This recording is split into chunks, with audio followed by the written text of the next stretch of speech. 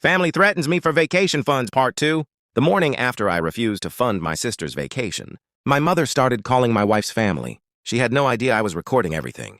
At 8 a.m., my wife got a call from her mother. Then another. Then another. Someone had already started spreading stories. Apparently, I was abusive, controlling, a terrible son, and supposedly I was hiding money from my family. The source? My parents. Exactly as promised. Fortunately, my wife knew me better than that. She was furious. Not at me. At them. Instead of arguing, we started collecting evidence. Texts, voicemails, messages, everything. Within days, we had enough to fill an entire folder. Then came the final mistake. Dad sent me a message. If you paid for Maya's trip, none of this would be happening.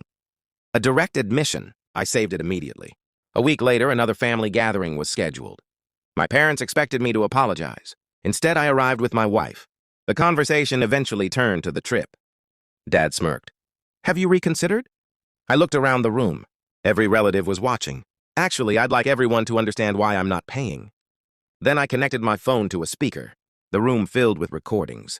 My parents threatening my marriage, threatening my reputation, threatening my relationship with my children, demanding money, attempting blackmail, one recording after another. The silence afterward was unbelievable. My aunt started crying. My uncle looked disgusted. Several cousins simply walked away from my parents. Then came the biggest shock. Maya stood up. Not to defend them. To leave. Apparently, even she hadn't known how far they had gone. Mom was pale.